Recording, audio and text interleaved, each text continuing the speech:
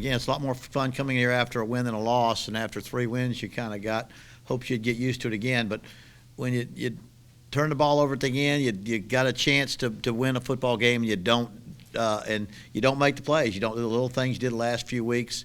The other team does, and you end up having a tough loss.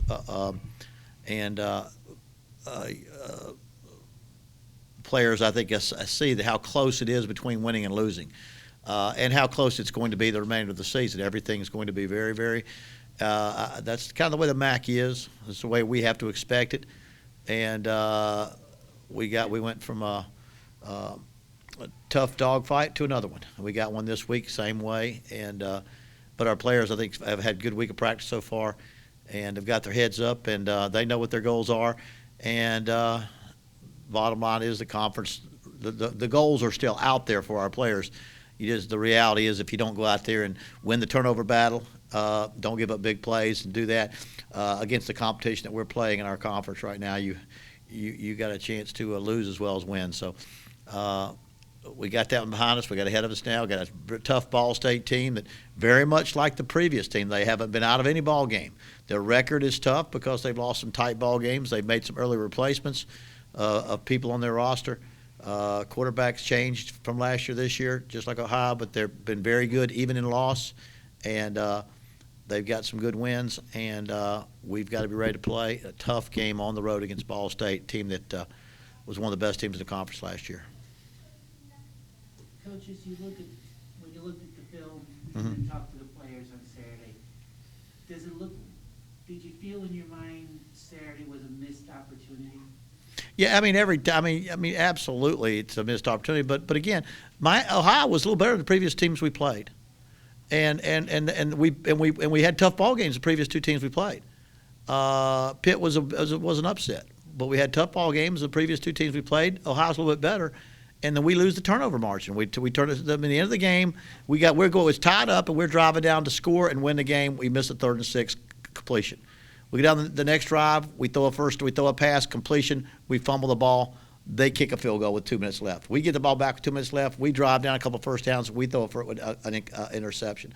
So, yeah, it's a missed opportunity. You got to give Ohio credit. They did the things they needed to do. But dissimilar to games in the past 3 weeks, we went into halftime in a very similar situation, especially the last couple of weeks against a little better team, and you can't make mistakes like that and win the game. What did it look like on the film with the fumble? The last fumble? Yeah, he ran a couple steps. I wish they hadn't called it. Did he get hit out? Or? Yeah, he got hit right on the ball. He caught the ball, turned outside, got hit right on the ball. It was a good hit, and but a fumble's a fumble. Catch it, tuck it, and don't fumble. Again, but as far as hits go, he hit it right. He got his helmet right on the ball as our player caught it and turned upfield, got hit as soon as he turned. But that's when you win tight ball games, you don't make that fumble, or you cause them to fumble. And again, it wasn't just that play. We had other opportunities throughout the game. When you lose a game by 3 points, when they kick a field goal at the end of the game to go ahead, there are opportunities throughout the game. That was just the turnovers are one thing we always look for because we felt like that would be a key. Even Frank Solch was saying that's going to be a key to the game. We had 3, they had 2. We had the one at the end we had 2 at the end, the last 2 drives. Both of them cost us a chance to tie or win the game. What's your film report on Tommy and how he played? Tommy played very much like a redshirt freshman. Tommy has an exciting style of play. He's an aggressive throwing quarterback. He runs aggressively. He makes plays, but he makes freshman mistakes. There were some things that he made we got away with. There's some the balls that were thrown that as he gets more experience he won't throw that we got away with that didn't get picked off. But there are also some big plays that he can make because he's got just a bold. I think he's bold and he's aggressive. He's got a strong arm and he's confident in the quarterback position. But both quarterbacks this week we'll evaluate both of them and how we'll go into the game and how we'll play those two. It'll probably get even closer as it gets down to the wire. It gets down to closer to the game, but we'll make some decisions. But I thought Tommy did you're starting your first start ever for a redshirt freshman against a team that's been probably the dominant team in the Eastern Division over the last 6 years. Ohio University has been the most consistent. In fact, second to Northern Illinois in our conference, they've been the most consistent football team. For him to go into that environment and play like he did, it was again, there's when you're a redshirt freshman, you see so many things he did well for his first start. And on the other hand, you see where, boy, if you can correct a lot. There's always a lot of room for growth, and that's kind of the way you'd have to say. Good job with a lot of room for growth. Would you have changed the way you ran the ball? You had to run it a lot better, George. No, I would have run it a you lot didn't. better. No, I don't know what you mean. I don't know what you mean. I'd run it more. I would have run. Yeah, if we'd have gotten more yardage. We averaged less than 3 yards a carry. We lost a tackle about the second series. We moved a guard to tackle. To the other tackle, and we just didn't have any continuity. I would have run it more if we'd have run for more yardage. We did not. I mean, I could have continued to run for 2 yards a carry, but we were getting stopped. They were beating us up front, and when that happens, sometimes you try to throw it more. If you'll see the last couple of games, we'd have a 2nd and 10, we'd run for first down, or 3rd and 10, we'd score a touchdown. Saturday, they were winning the up front battle in the running game. And that doesn't dictate to continue to do it. To some point, you're trying to you mix it in well. And so I have said from the game on, when we don't run the ball as well, our offense doesn't do as well. But I don't go out there when they're whipping us up front and I'm trying to score points or move the ball down the field. If I feel like we can move it at better throw, we're going to throw the football. Doesn't mean that when we come back and analyze the game, that boy, if we'd have run the ball better, we'd have had a better chance to win. But at that point in the game, when you're not running it well enough, you don't sit there and run it anyway. You got to do what you do well. So we didn't effectively run the football well enough. It caused us to throw the ball more than we wanted to. But you're going out there again. You're going out there on the road against Ohio, driving to win the football game. And but we had, I think, one run over 11 yards of 11, and that was on a 3rd and 23, 3rd and 24. The rest of them were under 6, I believe. And when you do that means they're beating you up front in that running game, which just means we got to get better at it. We did some changes. The offensive line, you got to get. I will say this: Coach Peterson's done a great job. We lost Isaiah Williams. The second series of the game, we moved a guard over to the opposite to a tackle spot.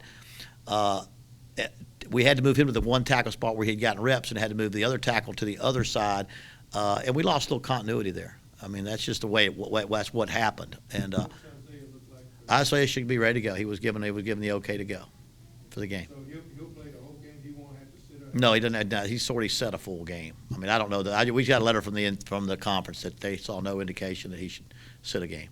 Did you see exactly what happened on tape, Coach? I was down the field. I didn't really see what warranted that. But that's just me. No, we couldn't see it. I mean, nothing showed up on film of any punches of any type of whatsoever, but we couldn't see it. Maybe there was something that happened off the video. He said he didn't do anything. We couldn't see any punches ever made. The conference did not hold him out of a game, so we really don't know what they saw on the field that they felt warranted to disqualify a player on the second series of the game. Is there a Kyle Pohl update on? He worked today. I think it's very much as we go through. They're both kind of slashed in at number one. We'll kind of play it by ear. We were starting him and giving Tommy some reps early the previous 2 games against. I don't think it happened against Miami. I think he played the entire game against Miami. But I think it could be very similar to that as well, whether it be Tommy starting and Cal going or whatever. I don't think you don't want to say he lost his job because he got hurt. But the main thing is he's fully ready to go, and then we'll evaluate at that time. As you continue to build the program, Mhm. and in certain places there's still depth issues, and Right. things like that. And the offensive line, I mean, ideally, you'd like to lose a guy and be able to plug someone right into that. You'd like But to- obviously, you're not at that point yet. Well, we didn't. I mean, right. Again, I mean, I'm not sure by the end of the year we won't be fine. I mean, like I say, just like people in our conference, if you look at their records and you wonder how their records like they are, they replaced a quarterback, they replaced a defense, this, that, and it starts out slowly, and it goes from there. So I think we've had to make some changes at certain positions, and some more than others, but we didn't start out slowly. We started out doing a little bit better than we had done in the past. And so in all those areas where we lose people, we came by with more people, and overall as a team, we've been able to be more productive. But again, there's certain areas where you got to continue to improve, and you can't afford to have injuries. And everybody at this point in college football, everybody at this point has got people that can't play. The teams that are winning don't mention it. The teams that are losing do, and that's almost the way it is. And that's just the way it happens. And when you find a way to win, if you come out with a kick a field goal and win the game Saturday, you don't mention you got the same problems that you're trying to improve upon. You think about them a little bit more when you lose a close ball game. Coach, go ahead, Jason. The field goal, Mhm. the place kicking battle at the Mhm. end of the season. Do you think that lit something under Stein? Because I think he's Well, it's a good point, George. I think he's coming to his own. If there is a point where he got some kind of inner strength to drive himself to or confidence or will or whatever, he went from probably a 50% field goal kicker to having an average spring to the point that we thought we needed to bring somebody in on scholarship, and if it was equal, to give him a chance to have a better one. But Robert always said, Robert, you just be ready. If your opportunity comes, you be ready, because we're not locking anybody else in. And he got a chance, and he's made 11 straight. He made field goal 10 and 11. And 14 for 4, seven straight this year, and 14 and 14. I don't want to jinx him, but I hope that. But still, I say he's doing it, but not because of something I can say behind his back. He's doing it because of hard work and a focus and all those things. But he's been a big, bright spot on our football team. When you start here and you have a freshman punter 2 years ago and a freshman kicker, and you see games, you don't do a lot right in the kicking game. All of a sudden, you've got guys that have been out there for 2 or 3 years. All of a sudden, you make key field goals to match people in games, or you to stay ahead of people, and you're punting. You don't lose that net punting game out there week after week. It is a plus, and so I think Robert Stein has been a huge plus. You have to credit him for his determination to handle that's a huge adversity to a kicker, because you can play running back and you're a backup and you play half the snaps. You can play defensive line and be a backup and play half the snaps. If you're the backup kicker, you never get in, and you have to just be ready mentally for that opportunity. And he was, and he did, and I'm awful proud of him. As you start looking at the Cardinals, what do you see? Are they different than they were? Well, yeah, they were their quarterback made them a different team than most people. The best quarterback in the conference last year, I thought winning was and a great quarterback, and so they have to replace him. So nobody's going to be as good without one like that. He's not Roethlisberger, but in our league, he was a pretty good quarterback, and so they've had to replace him. But they're still very solid on defense. They've got a good team. They're well coached. They lost some close games early, and this league is all about winning close games early. When you have the schedules that we do going into this league is all about winning close games, and how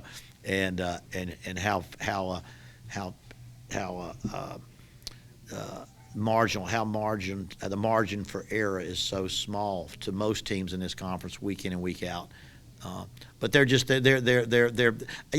you can say the same team without winning, that's the guy's name. They're the same team without winning, and a guy that's coming up, because he's that's not even a knock on their quarterback. That they've got now. He was one that was a huge difference maker. You mentioned the margin between winning and losing. It seems like every Saturday in this league, it's like that. Who would have thought Western would go into Bowden Green?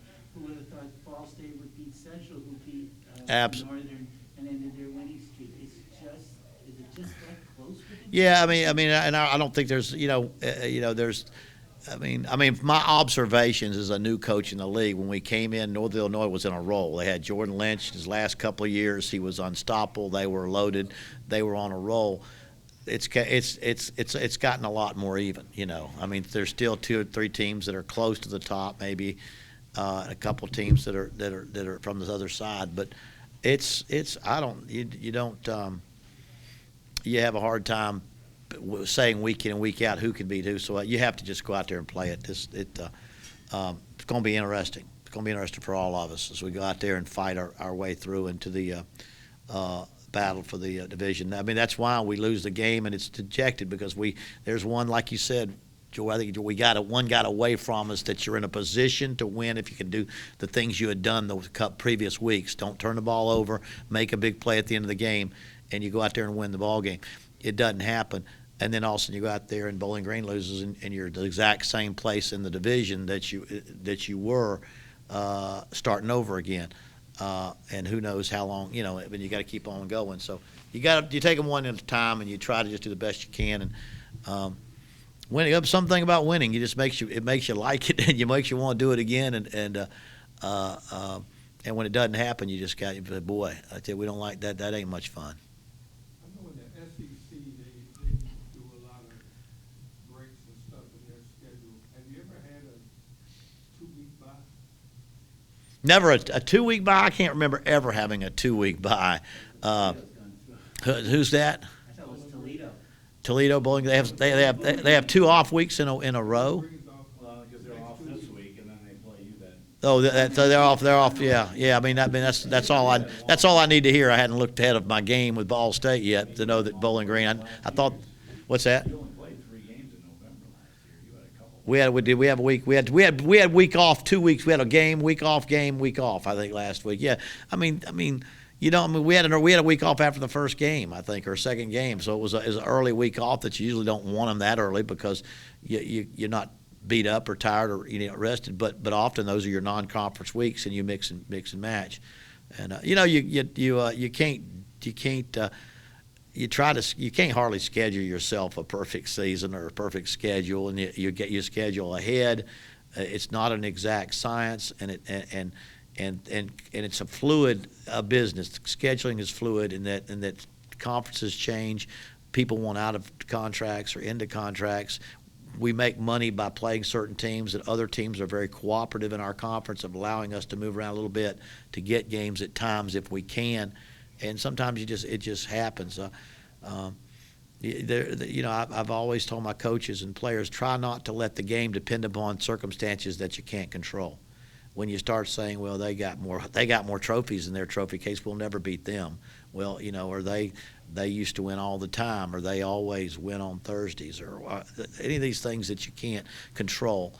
And sometimes if you can't control that, in the off season, preseason, scheduling plan, you talk about it and you analyze it, you try to make the best of it. But you can't control your non-conference schedule. 10 years down the road, the teams you didn't think would be very good end up being pretty dang good. If you just got them 5 years earlier, they might have been bad, So right now, all we can do is become the best. We're fighting to become a competitive team in this conference. I think we're a competitive team in the conference. Ohio beat us 43-3 last year, and we were able to catch up with them the year before, but they were ahead of us pretty good. So, we're not there yet, but we're making strides and trying not to focus on things we can't control. Coach, after you guys looked at Ball State, what are your biggest concerns defensively when they've got the ball, and how are you going to contain that Saturday? Well, they got a smart offense. I just think they've got a smart offense that their coaching staff that runs it, that if you try to spend too much time stopping the run, they throw it pretty well. And if you too much time with the pass, they run it pretty well. They're not a one-dimensional team. They've never been a one-dimensional football team, and they have good balance. They strive for balance. If you overload one area of the game, they're good enough to beat you in the other. Defensively, they've still got pretty good football players defensively. They were 10-3 last year. I think on the end of the season, they were a pretty good football team. They didn't lose everybody from that team. So I think it's the balance on offense that they have the ability to do. If you try to overload and take away one thing, they're better at the other. Some teams you can shut down the running game pretty good and make them pass it. Other teams you can overload the pass, they don't run it well enough, but they do a good job in balance. Defensively, they're very sound defensively, and they're a good football team. And I imagine, and we know that going at this point, they're one of the better teams in the conference the last few years, and we'll have our hands full.